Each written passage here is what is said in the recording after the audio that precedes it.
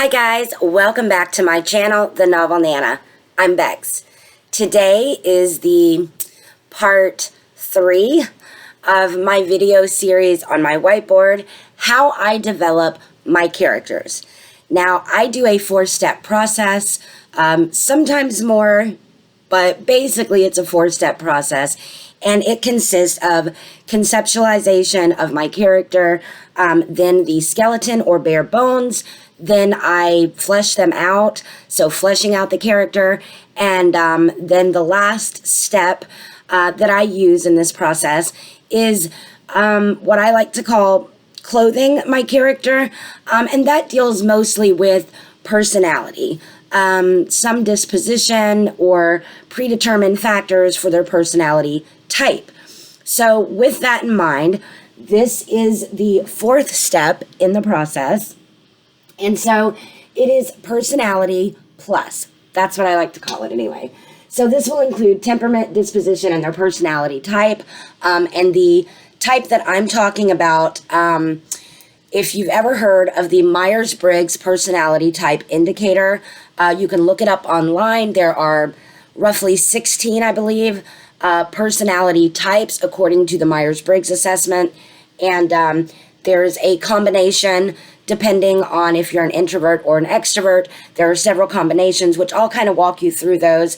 I don't want this video to be too long, so I may make that into a bonus video for you. But let's go ahead and dive in. So I'm just going to take you through it and try to give you a little bit of examples along the way. Okay, so when I'm deciding for my character, to kind of help flesh them out a little bit better, and also to really give them the clothing, if you will, I give my character traits and attributes that actually show their personality, or at least in my mind it does. I think about their pet peeves, their favorites, their likes or dislikes, because that can all play into it as well in developing your character. I know a lot of people, you can, it's not really, I wouldn't call it stereotyping, but you all have been to school with certain types of people. So if you keep that in mind, sometimes the outward or the clothing can reflect their upbringing, their personality type, their likes and dislikes, things that they might be into. And again, these are little things that you can add in when you're developing your character that can really make them pop off the page and feel more real.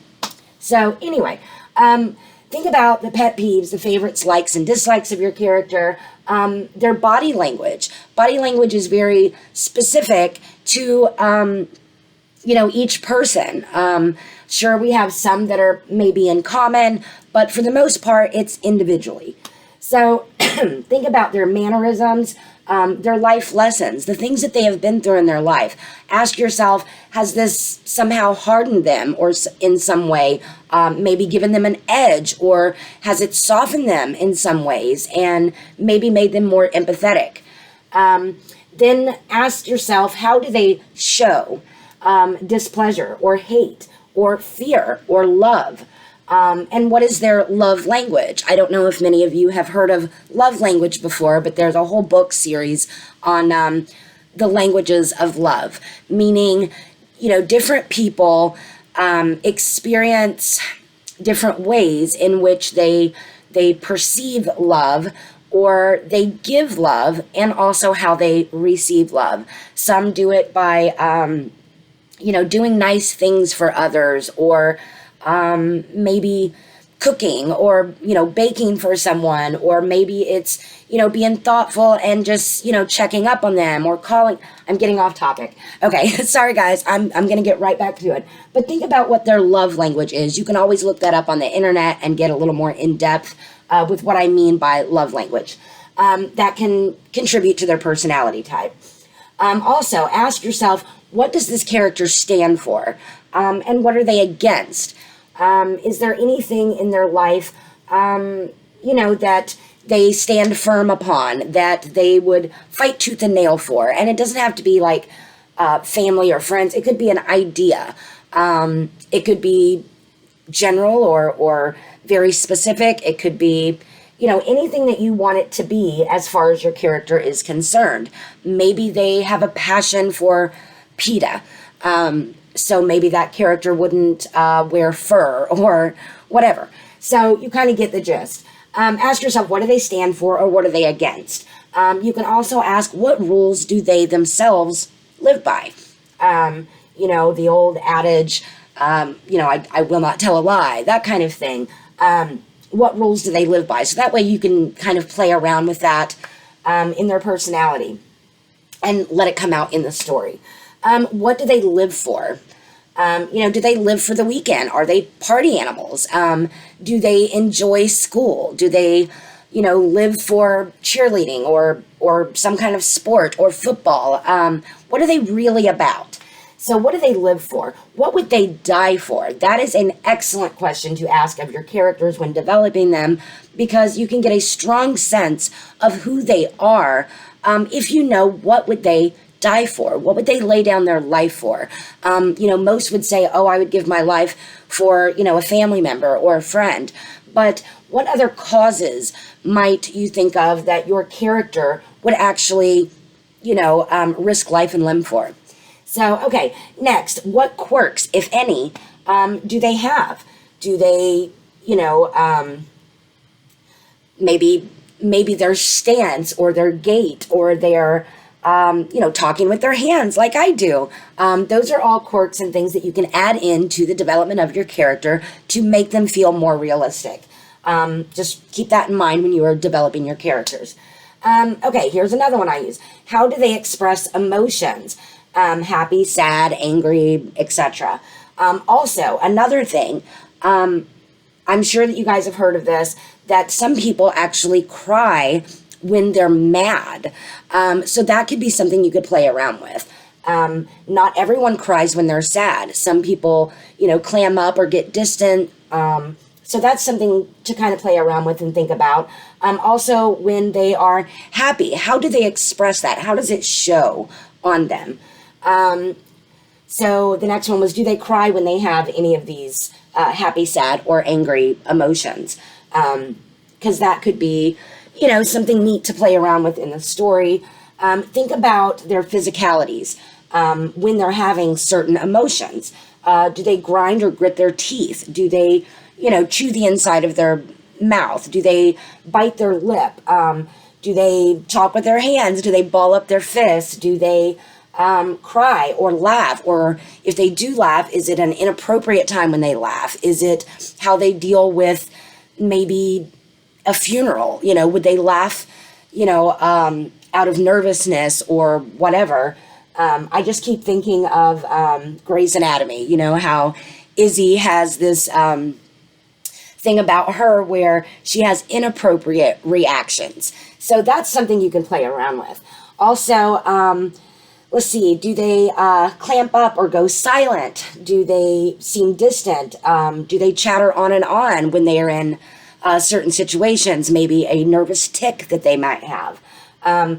Let's see, all of these things, this is just a few, but all of these things can add into the development of your character. So what I like to do is just remember personality plus, you know, plus these things.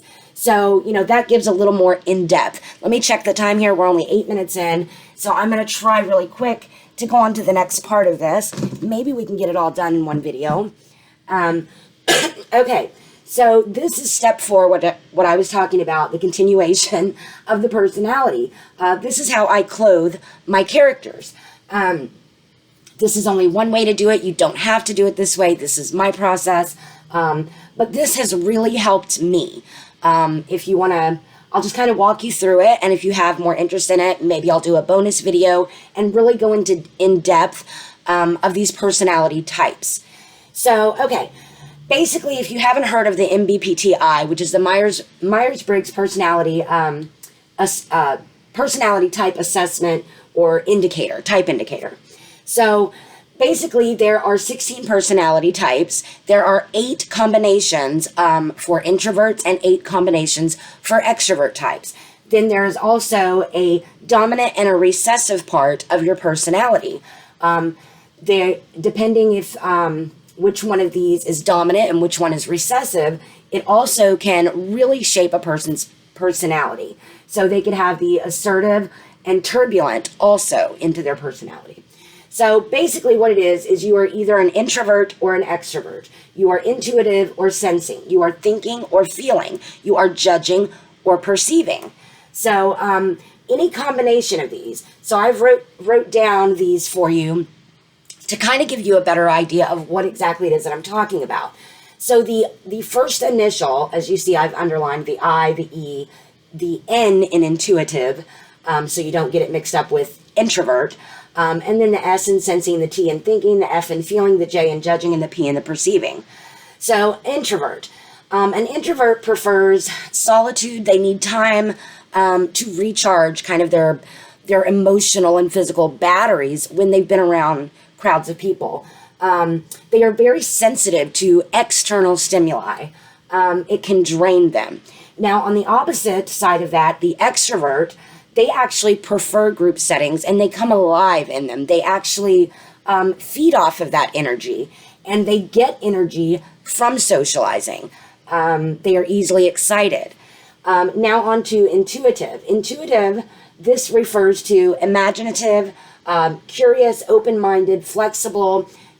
They consider possibilities and they focus on the future and whatever possibility that may hold for them.